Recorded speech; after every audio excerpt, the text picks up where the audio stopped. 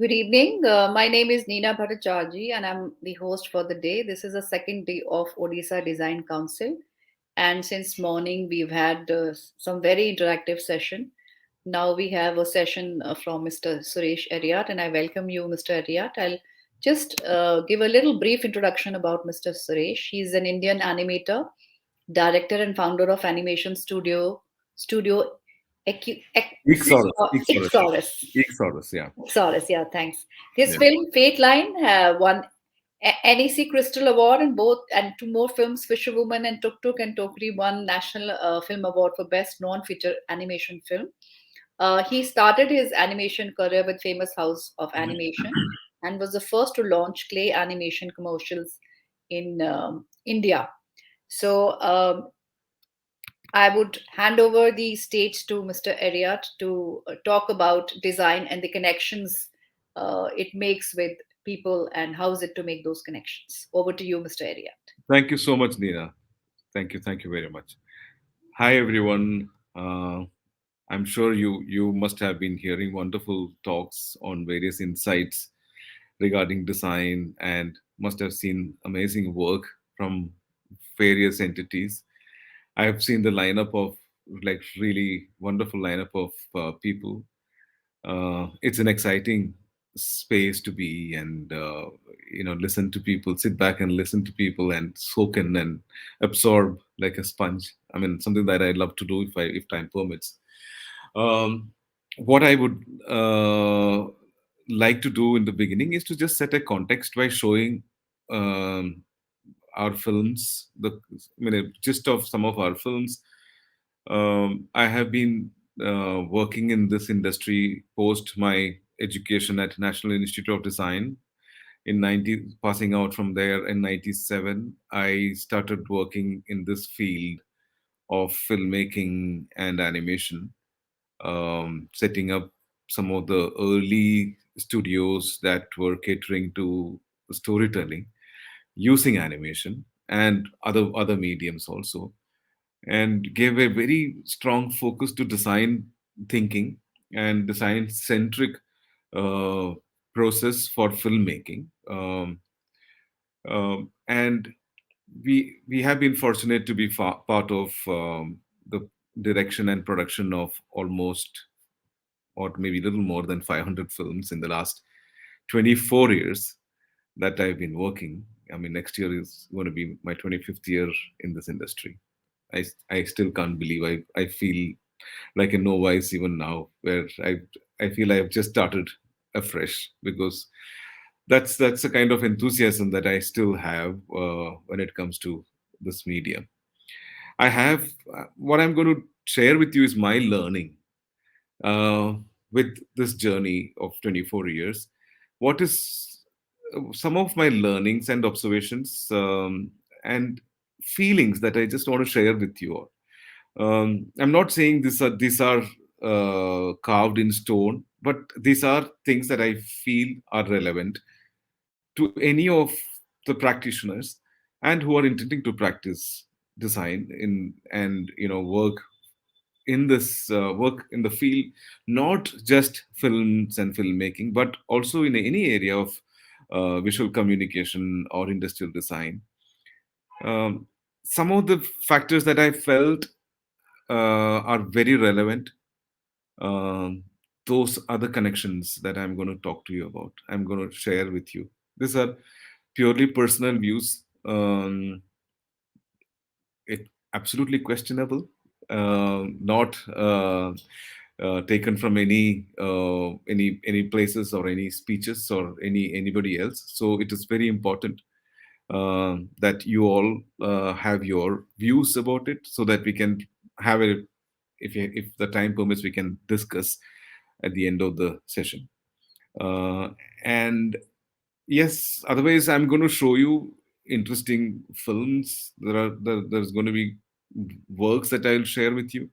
I will I will share some of the experiences, anecdotes, and so I'm overall trying to give you a share of my experience in my field of work, and maybe you can draw your parallels in your fields of work or fields of learning. So first and foremost, watch this montage of films that we have put together, which is chronologically put together from the first year of our filmmaking. Like in '99 is when I think some of the prominent films came out of our team.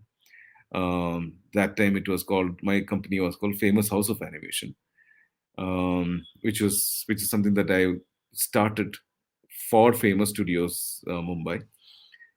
And in 2009 is when we started StudioEeksaurus, in which is completely an independent entity. So this five minute montage will give you a gist of idea of the kind of films that I worked on. Some of them might be familiar to you, I hope.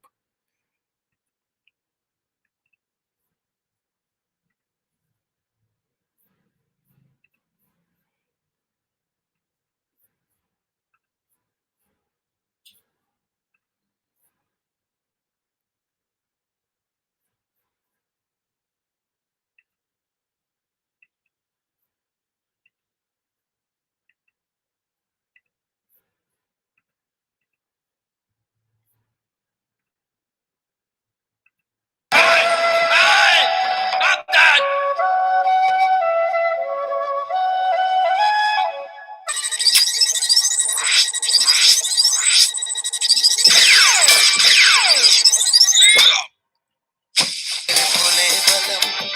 मेरे प्यारे बलम, मेरा जीवन तेरे बिना, ओ मेरे पिया है वो दिया कि जिसमें तेल ना हो. His car was right, but he was wrong. My Amaron lasts long, really long. Bolo! Last long, really long, last long, really long. Boys! Girls! चुन्नी चुन्नी चुन्नी लाल मंगवाई जो मैंने सैंडल लाए दरवाजे का हैंडल चुन्नी चुन्नी चुन्नी लाल.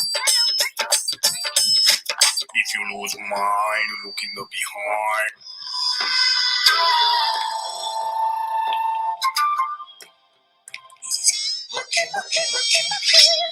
राजा ने किंग स्टार की हवा चलाई. डॉक्टर हेल्थ गारंटी 20 साल की मिलेगी और टैक्स की बचत भी. हेल्थ गारंटी 20 साल की मिलेगी और टैक्स की बचत भी. कई দিরে ঘড়ি না খালি রাবড়ি একটা ঘড়ি তো আছে অন্তত মার কাছে camera.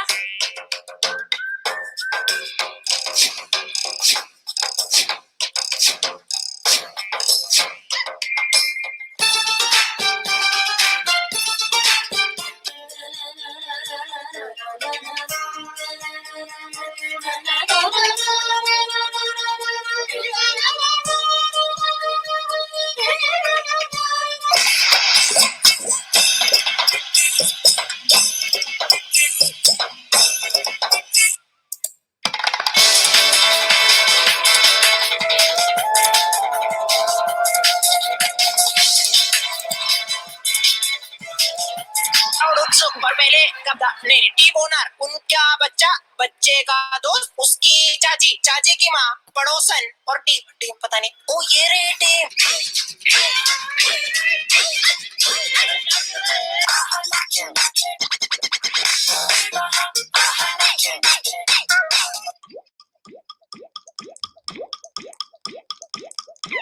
Sweet like chocolate, hold it in a bar, hold it hostage. Take it right when you loving it, don't drop it.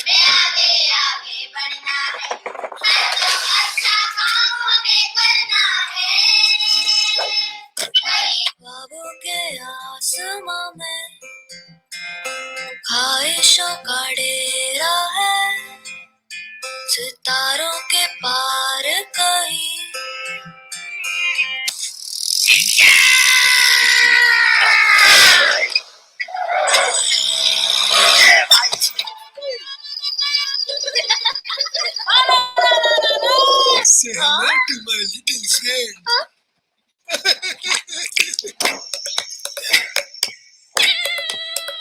world's best head massage.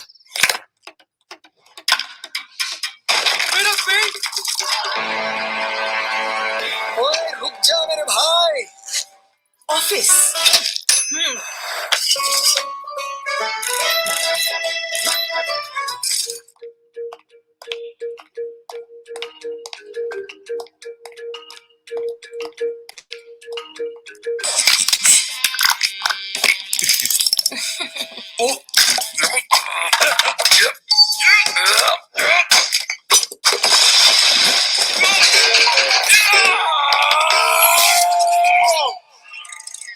अब आप अपना चेहरा यहाँ भी क्लीन कर सकते हैं, वो भी बिना पानी। Impossible.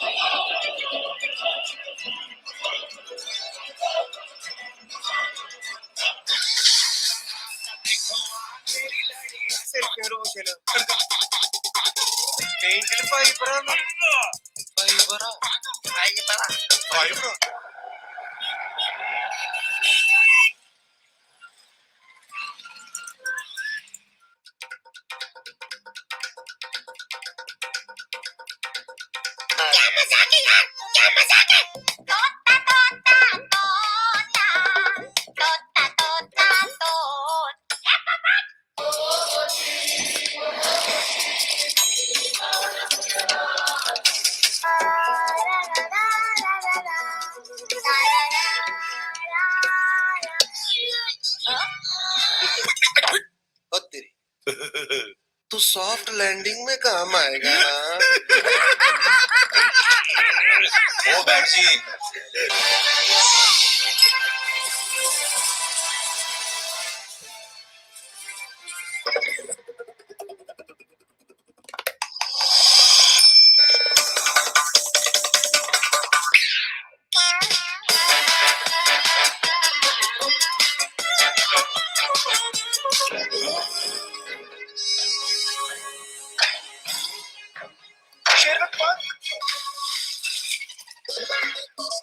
सर बादलों में मछली कहाँ से उतरी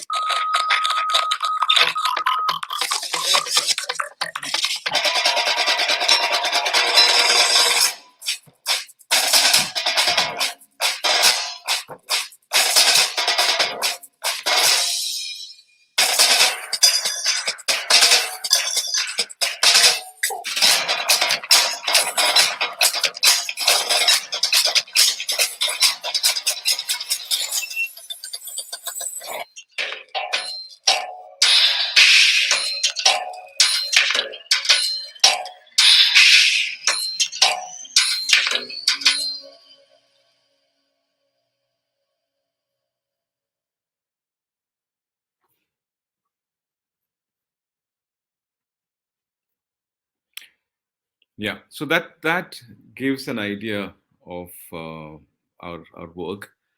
Now, let me just talk about why I have chosen this topic, design and connection. That is the theme that I've taken for the day, and I feel very. I feel it's such an important topic to be addressed. Um, and it's not something that I want to put it across to you as, like I said, it's not a diktat or something, but it is just a thought I want to share with you this evening. Um,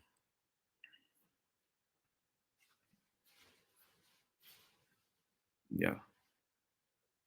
Um, are you able to see the screen fully, or and you can also see me? What can I get some sort of feedback that if I put this, can you see me on? Yes, You can yes, see yes. me. You can Yeah, see yeah. me on screen. Okay, okay. And if I keep it like this, also you can see me on screen, right? Yes. Okay, okay, okay.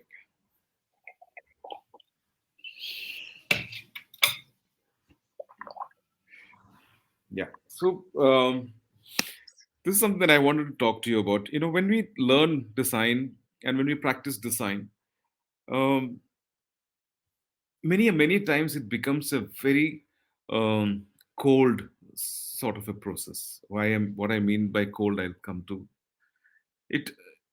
It is generally a very head driven operation. It's a very, I mean, you always talk about designers, almost compare them as inventors, sometimes innovators, and it has always been attributed as something that is a head driven. It's a brain driven. It's your intelligence driven sort of a work. And sometimes I feel that makes things pretty cold. That is my sort of a feeling. And today evening, I'm just trying to elaborate a little bit of my point of view about this feeling. Um, I feel the products that we design, whether it is a logo, whether it is a campaign that you create, or whether it is just the product that you're designing, which may be fully functional and which may be fully minimalistic and like beautiful form and stuff, um, but it lacks soul. It lacks a sort of emotional connect with the user. And how important is this emotional connection is what I'm trying to elaborate upon, because as we design things, we feel that as long as it is serving the purpose, it is solving the problem, it is fine, because it's great as a product. And that's something that we look at it in a very uh, like a very surgical sort of a precision, that okay, this part was bad, or this is the treatment, you have to do this, cut it away, and go home, sort of a thing. We have done that treatment, now that's about it.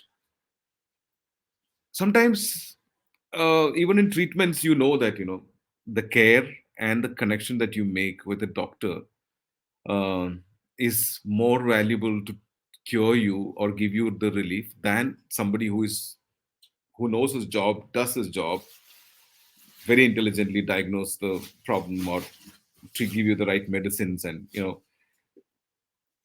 do some surgery and send you home. That is, to me, is a very cold sort of a process. I mean, even though it is very functional. So if I have to design something, um, I can hear some noise. I can hear this. Sorry, 1 second. Um, just sorry. Some noise. Can you? Um, so what happens with these sort of products is it's almost like an instruction manual is a very cold. It tells you exactly. It's also, I mean, you buy a machine, and it gives you, it has a function of telling you how to use it. But there's a big difference between an instruction manual uh, and a storybook, or a novel. Of course, you cannot have a storybook as an instruction manual, but you can probably have a story in the instruction manual and make it more interesting and more. While it is functional, you can also have something that is intrinsically more exciting and something that you would like to hold on to. It's a form that we give, um, and that really is the connection that I'm talking about. How do you connect with someone with a product where it does something beyond its functionality of just being just solving that problem, or it is giving you that extra facility? How can it go beyond it? I think this is where um, somewhere when you look at certain things that are dear to you, some products, I mean, you look at products, or you look at a film, or you look at an image or an illustration, or whatever that is dear to you. I mean, all of them are eventually a product of design in one sense. Even in that sense, I would say that even craft products are design products, because they have also gone through an iterative process to arrive at a form that is agreeable for the craftsman who creates it, and also it's something that makes us happy as a consumer that buys it. So the craft is something that has cracked it very well. But we as designers kind of keep a very cold shoulder about the craft thing. We keep we believe that things need not have flourishes, and it need not have any extra thing. It needs to be fat free. It needs to be clean. Just purely in and out functional. That's it. And um, this is one of the reasons why most of our hotels look like our hotels, or certain programs have become very formula driven, because it does work. It does work, and that's enough, and that's the way it is eventually working out. And that is really the point that I'm going to talk about today. That's the connection, and what it lacks is the connection. I mean, I'm using a MacBook Pro. It's a fantastic product. It is functional, but it is a factory made product which is purely functional. And if it conks off, I just throw it away and get a new one. I'm not going to be feeling any iota of attachment to this MacBook Pro.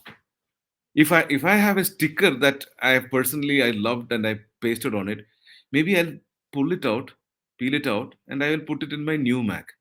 That sticker has more value for me than my MacBook Pro, which is more expensive. So I'm talking about the connection that something makes with you as a user, as a consumer. This is um, this is something that may create a lot of discussion and discomfort among design community, and maybe some of our teachers also, because but it is important to me that it makes a connection for it to be there. Like um like a battle can be won with like high tech weapons, bombs, and many other things. But what Mahatma Gandhi did with a battle unarmed is is a different sort of a solution that he worked out, and it has a larger implication and larger connect to the entire world. It is never seen with malice. It's never. It is always celebrated. It is always there's an emotional connection with that. Of course, destruction has an emotional connection on the other side, which is pretty sad. But the triumph of victory that Indians had over the British during the freedom struggle with non-violent narrative has a lot more connect with people, and it connected with people, and that's how people joined. Otherwise, an army would have gone and fought it. Most of the times, our army, or even like you assign somebody to go and fight on your behalf to win a war. No, you don't fight it yourself. So that the narrative is so important for I mean some unfortunately it worked for Hitler as well in the same way, because his narrative also was pretty strong for people to feel connected. Of course, he had a lot of force to make it very imposing on people, but he had a narrative to begin the movement. So what is this narrative I'm talking about? Is basically we are talking about stories that one can connect with. It comes down to stories. Um, a story that is told with honesty, sincerity, and that is the voice and the story that I'm talking about. If a product or your design product has a story that can connect with your user, that is the biggest achievement for you as a designer, and for making it like so dear as an experience for your user. I mean, it is applicable in any field. You just have to apply this thought and see whether it is working in that field of design, or that field of work. So yeah, I have always, this is something that I said, it is always the head that uh, works, That's what I was talking about. It's we are always thinking with our head. Designers are forced to say that you must analyze, you must synthesize, you must brainstorm, you must, but we never talk about the connection. We talk about user research, user how does the user use it, and whether I mean it, and we something that I have been taught as in my design colleges, that don't talk about like, because like is something that is very personal. In design language, like is not something that is acceptable. It is it is very important that you if you have a story or a narrative to support your product, that is when you make that connection with the real people. And um, I'm just giving you an example of a bad specs of my grandmother. It looks clunky. It's got broken handle. It's been tied. The broken handle is tied with jute strings. It's not clean. It's got oil. But that product, it's very clunky and clumsy. But the stories that have gotten attached to that product makes it so valuable for me than the most expensive brand of glasses that I may get. But I may not feel that sort of connect with that product. I mean, it could be a chair that our father or grandfather used. It had a lot of crafty ornamentation. It is heavy. It is not portable. But we feel, and it's crafted with a lot of love by the artisan, whoever has made it. Like I said, we cannot really distinguish and brutally say that craft is some artisan sitting and doing some nonsense, and designer, when he does this, something that becomes something very precious and very bright and brilliant, because artisan also has gone through a process of learning and uh, deriving a form that he and his predecessors or ancestors have through generations refined and come to. So there is a process that has gone through there. It is not as scientific or as intellectual as the science process may be, but it is very much there, is what my feeling is. So um, how do we achieve this connect? So like I said, it needs to connect with our heart. The heart is most important. How do we connect with heart? For that, you need a narrative, a story. That also I explained to you. Stories are intrinsic to our hearts, and heart is the most important thing for creating connections. It doesn't happen with head, unfortunately. Head always thinks in a very different logical sort of a way, and heart just feels. That's when I always felt that when when we are taught, don't say I like it. I think that I like part is an intrinsic me, that I'm putting in a generous contribution from myself to a product or my creation or my design product, which is eventually going to be used by somebody else. But there is a bit of me that comes into that product, and that is important. I think it is personalized. A gift, you may be buying any gift, but the way you would gift wrap it is personal. Now, if you give it to somebody else to gift wrap it, that is a different. That's again very head oriented sort of a thing. You just get somebody in the shop to gift wrap it and give it. It's a very different process. But when you do it yourself, the even the imperfectness that is very much part of that packing or that gift wrapping is is an essential part of that personalization. So I felt that personalization is something that um, is very intrinsic to a product. And even if you look at fashion world or something, the designers definitely put their personalized um, products, and that are very popular. They put their signature, they put their quirkiness into the product. Beyond functionality,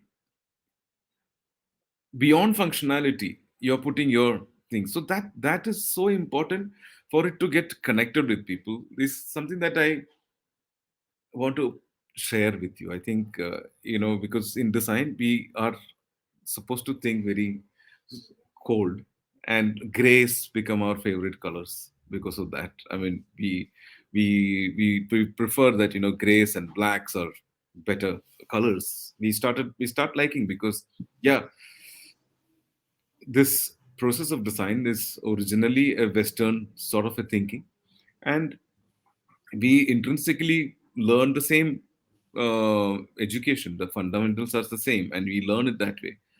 But in a cold world that is created by design, there is a lot of discomfort that people feel. There is something that people lack in that world.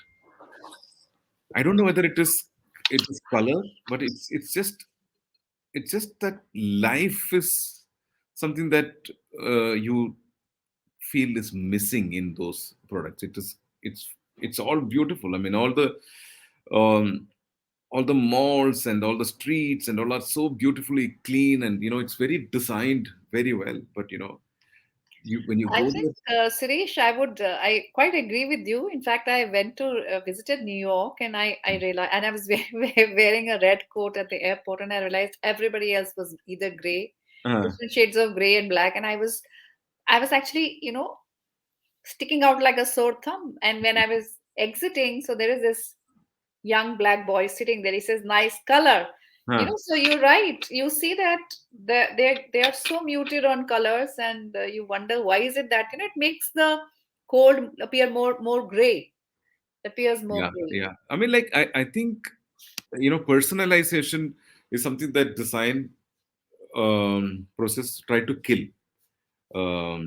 And people always went for personalization, and people always liked something um that is really caring about you as a user. And if I am the designer, a little bit of me, which I am generously giving, a part of me, if I'm ready to give to that product, that is my contribution to make that product a little more ownable. And um, and that definitely works with people in whatever form, and especially in my field of work in films. Yes, it is very, very important. And yeah, so one of the very reason why sometimes advertising films don't work is also that that it has been constructed to manipulate you to go out there and buy, change your behavioral pattern to, if you have an allegiance to buy a certain product, you'll be forced to change your buying pattern and go to some other product. Um, and so there is, people suspect somewhere insincerity in it. There is manipulation that they suspect, and that's one of the very reason. Though it's very well designed, beautifully made film, it doesn't connect with people. And sometimes if somebody gives an honest voice and use that in your advertising film, it works magic. I mean, you are telling a person that you're persuading a person to change, but you've been honest about it, that you may tell that my product lacks these things, but it has these things, is something that people would love to hear. I mean, how that shows somebody's vulnerability, is something that people connect with. If a product says that I'm perfect in all sense, then you are always suspecting that it cannot be true. I mean, this is something that even people manipulate a lot also. Vulnerability is something that people use, put out there, and manipulate people also. I mean, it's also part. It's a, I mean, some one of some. I mean, probably people love the leaders and others who may cry, who may, put their heart out, and but yeah, that could be manipulating at times. But So that you are not a robot. yeah, you're not a robo, and uh, it is very very important that your narrative is sincere, and it's important to, when you're working on a product, to find that voice of your own. It, like I said, you're gifting something. A gift is probably something that is created in a factory, but you're picking it up, you're personalizing it and giving it to your beloved, whoever it is, your friend or family or whatever. But that packing might be imperfect, but that is personalization nevertheless. And that, I just wanted you, if you could just, you said something very interesting that, instead of showing yourself and essentially your product is perfect, if uh you show the vulnerabilities that this may not be there, but that is present. yeah. Can you give an example of, because I feel that this is this kind of ownership and responsibility to show the vulnerability and something where you lack is, it's not very prevalent, it's not very common. So have you seen any success stories where this strategy was deployed? No, several, no, as a strategy, a product um, ownership is something that it would not allow them to do, though. I haven't seen anything like that, but it's a worthwhile strategy that people should try, because honestly telling someone that we cannot do that and this like the other one, but we are good at this, is putting your vulnerability across, and that really would cut ice with people as a communication device. And time and again, this is clear. I'm not saying that make a tearjerker ad. They've used that a lot, tearjerker, or making people laugh a lot. All these sort of strategies people have tried, but I'm not saying that. I'm talking about the sincerity in your messaging. I mean, in sincerity in your work is something that goes past all those layers of manipulations that you're trying to hide, to sell something, or and I mean, so, like many a times, many products that one is creating are not necessity based, but you're creating necessity also, knowing that it Right. is it is something that you're dumping into the market, which is already saturated. So it doesn't have a social responsibility associated with it. So, um, and you can keep it as a special product and say that only for those people who love this you can own it, but it's not really. You can really take a stance about such things. If a company takes a stance like, no, we don't want to make profits out of that, it is difficult for a company to do that stance. But I feel acceptance levels will be much higher if a company is honest in that sense. In fact, there's a beautiful management strategy. It's called as the blue ocean strategy, which Ah, says pretty much what we have discussed is the fact that you, instead of a red ocean where a ocean is red when sharks are attacking each other, say that hmm. they create a lot of bloodbath.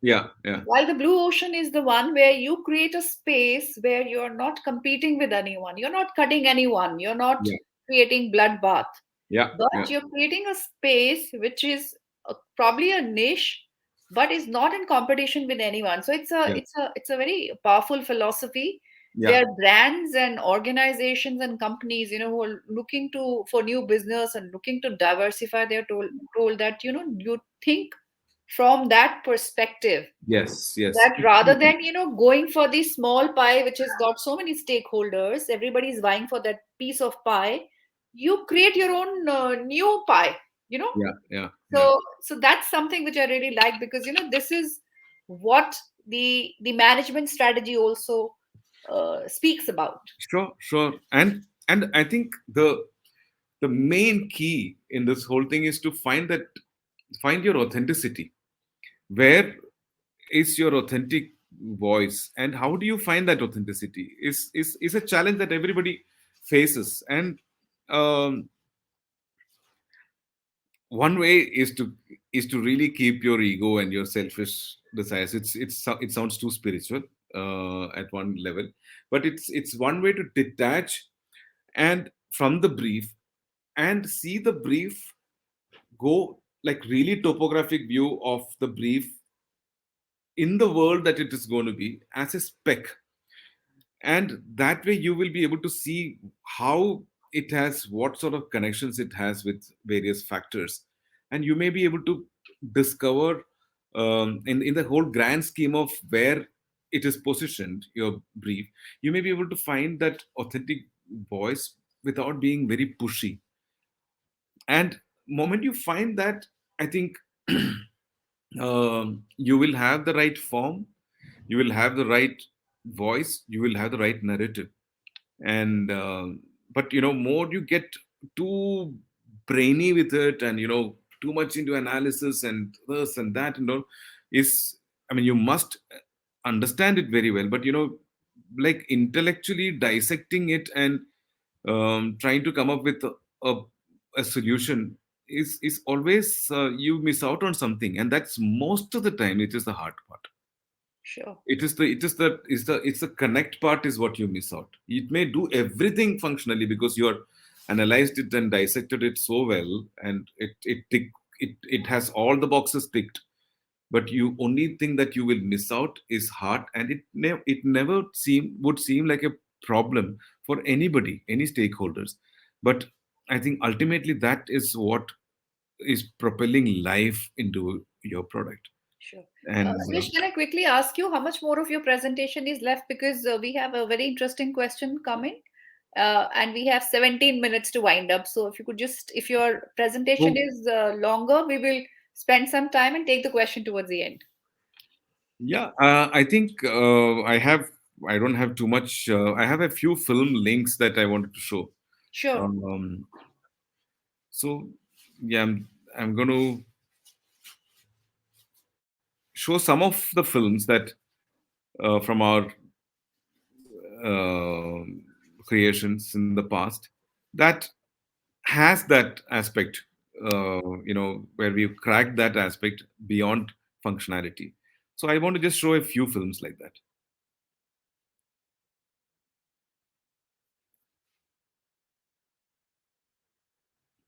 And I'm also going to share a few links for people who are not aware of our short films and stuff, for them to Sure. just see That'll those. be great. Yeah, I'll share it here later. But this is one film I want to. It's very relevant to Odisha also. So I think.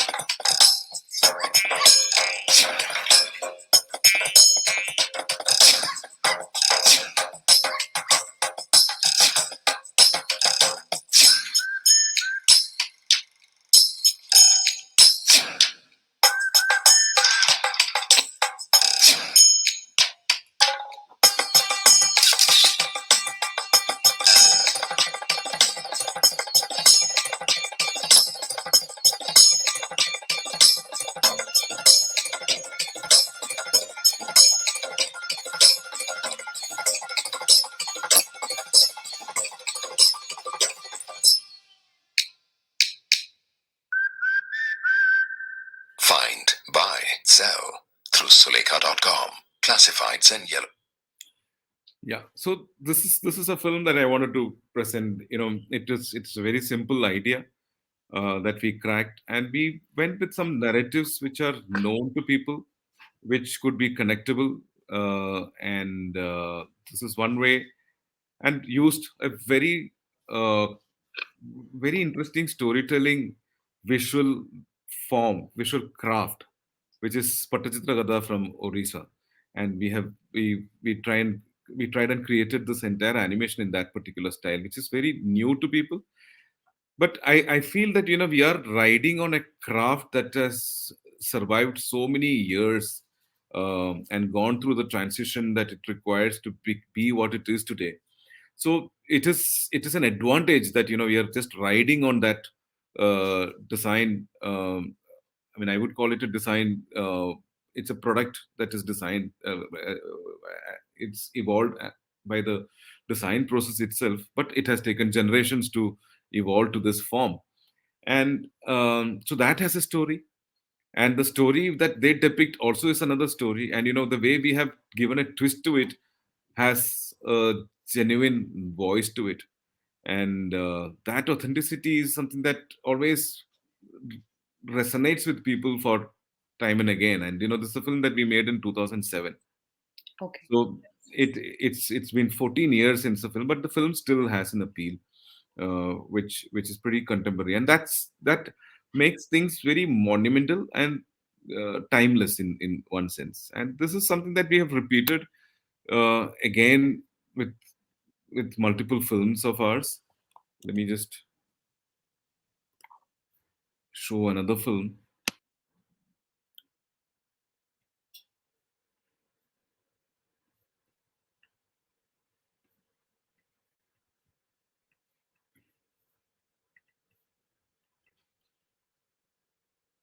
I mean, most of these films can be seen on YouTube on our channel, so everything is published.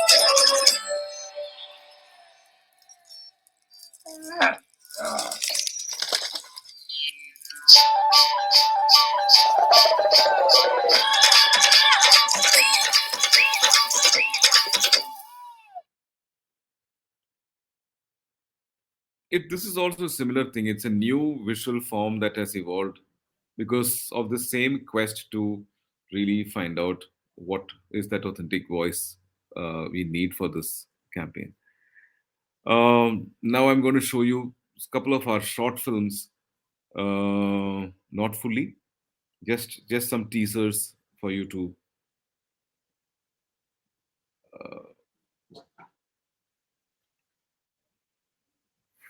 go to YouTube and watch this film. So let me first share the link. We also have two questions coming in. I'll take up after your. Yeah, I have just maybe 5-10 minutes maximum. Yeah, sure. So this is the film called Fisherwoman and Tuk-Tuk. Okay, yes, yes, of course. I want to just show a teaser.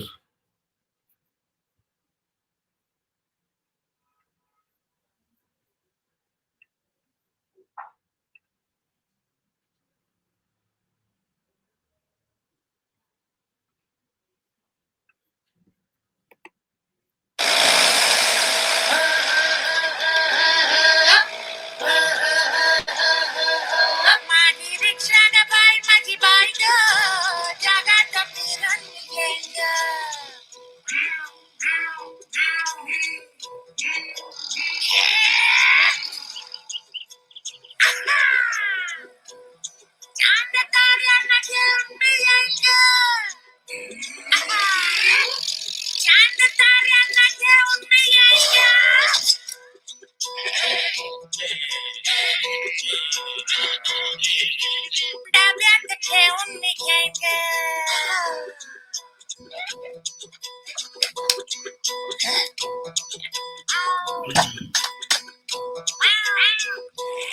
दरियावरती go जाईल माझी बायको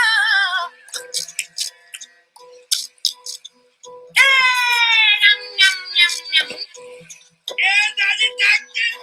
जगात फिरून ती येईल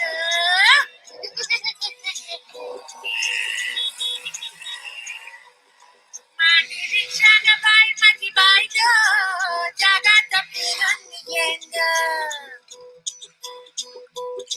माझे जगात फिरून येईल माझे जगात फिरून येईल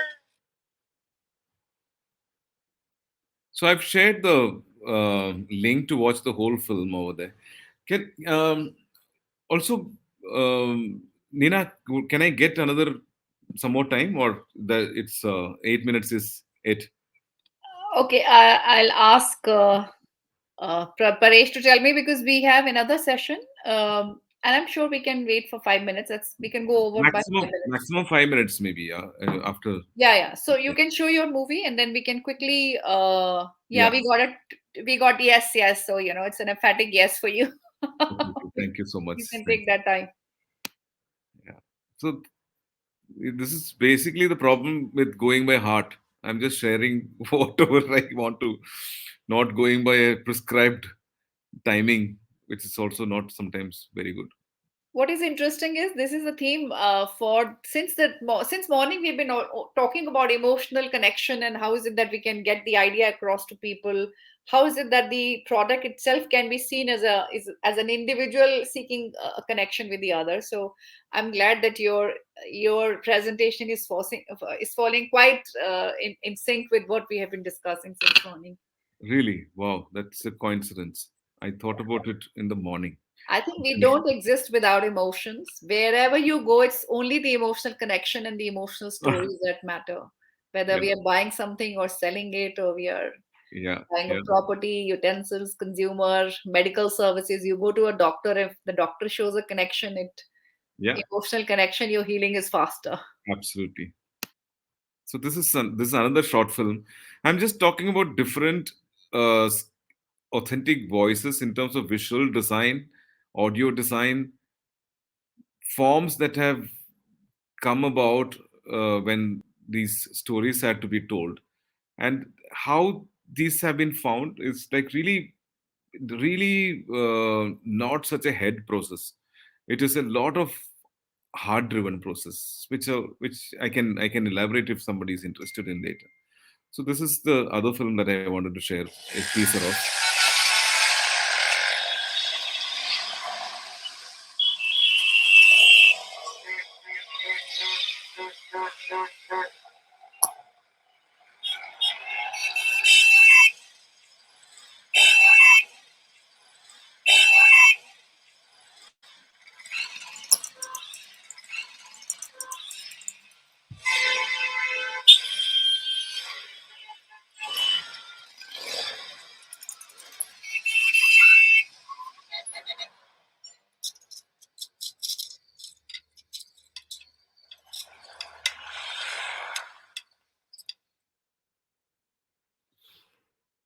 Yeah, so this was a teaser. I'm going to paste the link to watch Tokri.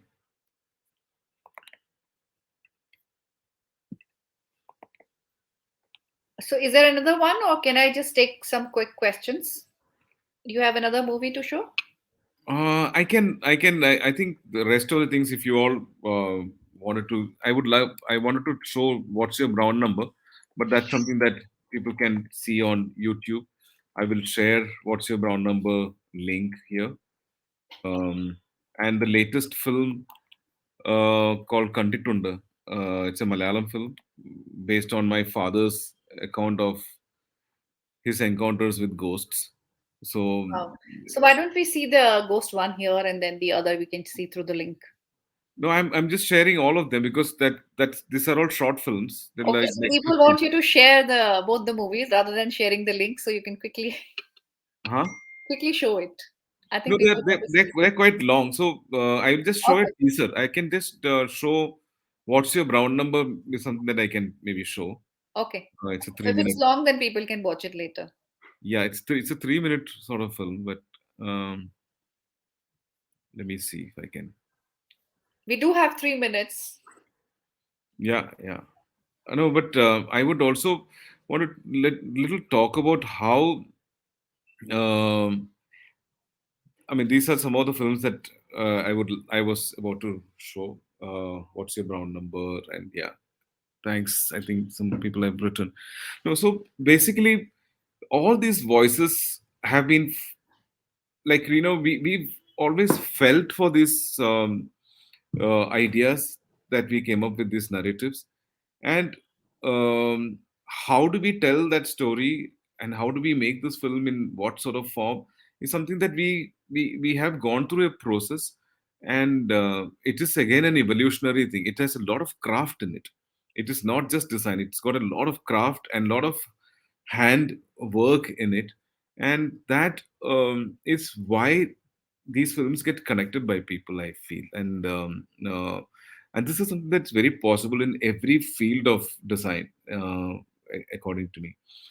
And I mean, what I do in my day-to-day life, I sketch a lot, so that is somewhere people can actually um, see how I kind of look around my world, and I find how I find each and every moment so interesting, and each and every event that's happening around me interesting, and it becomes part of my story idea.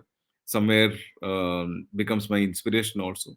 And I think the most important thing that I wanted to share with you, that okay, all this deal is fine, that we are talking about um, heart over head and all those things we are saying, but the most important thing is um, having fun. This is the most important thing in the process, that most of the times when we are at it, we miss out on. And all these films that I've been sharing, and most of the films that we've been working on also, they are results of a lot of, I mean, we have gone through trauma, struggles, our own challenges, everything is there. But there is a lot of fun that one has when the team is working on it. And um, what is something that happens with designers often is that they take themselves very, very seriously, extremely seriously, that they forget to laugh or feel, or they just become like machines almost. This is something that I feel designers should really um, loosen up themselves. They shouldn't take themselves so seriously and have fun with. Only if there is fun, there will be a presence of heart in your work, I think. Then when you really have fun and enjoy your work is when you feel that you have that your voice also becomes earnest, and it has a lot more life than what you intended in the beginning of the project. And of course, when you have the heart in the right place and you're having fun, and you you tend to inspire people around you, and then the tech, the resources, the money, everything will follow you, everything will come to you, and it will come to you to make your dream come true. And so that's something that I wanted to leave as a message for everyone. And yeah, this is people who need to follow us can always go to Instagram and see our updates, and we always share our makings behind the scenes on Facebook and um, on Instagram, and of course on YouTube. I haven't mentioned YouTube here. And if people have specific questions and stuff like that after this session, they can always write to us on that email ID. Sure. We can quickly take one or two questions, and I'm, very glad to share that the design philosophy and management philosophy, it's pretty much the same. I Okay. don't find any difference. Yeah, I'm also, I mean, recently, I mean, like 4 years, I've been also doing an executive MBA on creative leadership Okay. with Berlin School of Creative Leadership. And That has also given me a fair idea about how things need to be seen. And so my point of view is not very purist designer like, but it's more a humane sort of a point of view, and I think that's what eventually matters. Matters. Works um, also. yeah, so and that's something that we often miss out and forget about when we are in the process of designing something. Right. And Agree. even while learning also is something that we kind of become very clinical about things, and that's something that probably engineers are managing or doctors are doing, but we should have more fun In with fact, if doctors don't connect emotionally with their patients, the recovery, it's research backed. Recovery is not as fast as it is when the doctors are also emotionally connected. And I really like the bit on having fun. I think we all become too serious and stop having it. fun. Too serious, yeah, I Thank mean, you for sharing it. So I'm thank you. having so the Himang Angle design is a design independent design educator. He came up with the first question, which is in the design process. Generally, the stakeholders are the designer, the client, and the target audience. Hmm. So he wants to know: is there an addition to this triangle in the contemporary world now? So the designer, the client, and the audience. I think that's about it. I mean, to my knowledge, I don't really see them as very separate entities. I would try to look at it more like an inclusive sort of a way, that rather than demarcating so much between client and I mean, if the client demarcates themselves and understands the user and the designer, then only there is something called collaboration that would happen, or co-creation that would happen. If they say that this is my requirement, that's about it, and I don't not ready to change myself and change my thinking, then what happens normally. What happens is what happens. So if for a much more for synergy, you need to there are blurring borders that are very important, and the users also become client, and client also become users, and designers become client, designers become users, and I think what is important is the message that is to be communicated. Like so, from the time it is conceived to the time it is received, it should stay the same. The theme should stay the same. I think that is also a very important thing I think between these three. beyond that also, Nina, I think it's also, like I said, going beyond your brief and above, and understand where your brief is lying, where it is, what are the webs that are connecting with various other things. See, the global point of view is very important than a very intrinsic, very ants point of view, or a, you need a bird's eye view than an ant's view, when you're working on something like that. The bird's eye view is something that intrinsically uh, gets you a holistic vision, while an ant's view is the even the small seed looks like the world to him. So many a times, a client and a designer, all of us look at um, the the design brief as the world, but that's not the world. Design brief is a speck in the world, and if you don't understand that world it is sitting in, then you lost the plot. Sure. So quickly, I'll ask one more question because there's another session which is lined after this. So this comes from Odyssey Design founder. It says that Sulekha.com ad is really excellent work based on palm leaf manuscript painting from Odisha. Yeah. And the question is, how did this style come to your mind for this project?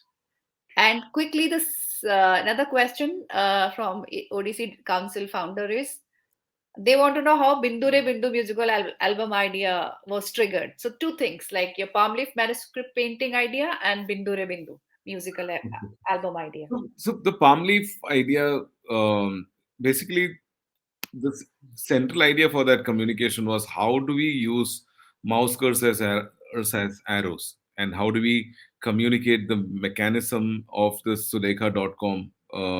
It's an e-commerce site. How does it function? So to illustrate that, we needed a story to have a skin. I mean, it needed to be told with a story, and I mean, the most famous archer is Arjuna, and we used him, and we used looked at various folk art forms which used um, traditional Indian mythological figurines intrinsic to their storytelling. And of course, we could have gone with Amar Chitragatha or the the calendar art styles. Many styles are there, but we wanted to. When you looked at Patachitagara, they are intrinsically they talk about the mythology stories, and it had the forms are very rare, and it had a very very unique appeal about it, and something that I was aware of, and I went and pitched it to the client and the agency, and they were open to it, to using that as a skin for the film. And then we modernized it. We got some Patachitra artists from Odisha to train us in the drawing style, so that our animators could draw modern elements derived, because they don't have such modern elements like bike and TV and cameras and all those. So we had to design all those new elements in that world. So that was a world building exercise that we had to do, understanding how they drew their how they went about carving their palm leaf, etching on and engraving the palm leaf for the Patichitragada storytelling. And um, and then we didn't have to like really look back. It took us I think 3 months to make the film, and people had amazing fun doing it, and that really is what is is made has made the result so interesting and exciting. Bindu Re Bindu was something that it is Sanjay F. Gupta's film. We were in 2002 when we made that film. There was a time when a lot of item songs used to be popular in India. Music videos, a lot of remixes were happening, and they had these you know uh, I mean, half naked girls dancing around, and they were very popular, and that time, and somebody wanted to do an animated thing to uh, try a new uh, looking film, and that's how we were approached to create this film. So yeah, it was not our idea to do a music video, but it was a commissioned project. Uh, can't hear you, uh, Nina. I said I just repeated. You said commission project. I Yeah, kind of yeah, said the same thing. yeah, yeah. So I think that brings us to an end, and I think you are one of the rare speakers who the audience didn't want to leave so early. And thank you so much for such an interactive and very interesting, enlightening session that we had. And your insights again, they inspire us to create the blue oceans, which are simple in its innate beauty, but very powerful. So thank you so much for this session, Suresh. And Thank you so much, Dina. Thank you so much, Paresh, and the organizers who worked very hard to make it happen during these times. All my appreciation, and thanks to all the viewers. These are my personal views, so it's not a textbook to go by. It is something that you all need to think over and cross-examine and analyze whether it really matters or not to those who feel that it is mattering. It matters. You can see how it fits into your scheme of work and stuff. uh, to others it may not be relevant, so just choose yourself. I mean, there is no these are not theory lectures or something like that. These are just heart to heart talk. in Thank fact, you so much. the management gurus and the research also points to this, what you've said. It may be your Okay. personal wisdom that you've experienced, but this is backed by a lot of research because, I mean, that works the best. Emotional connections are the strongest connections we Yeah, can ever form. absolutely. So Thank thank you you so so much. much. Have a Okay. wonderful evening. Yeah, And thanks thanks a a lot. lot to all the participants and Odyssey. Yeah. We'll sign off. Bye bye. Bye. Bye.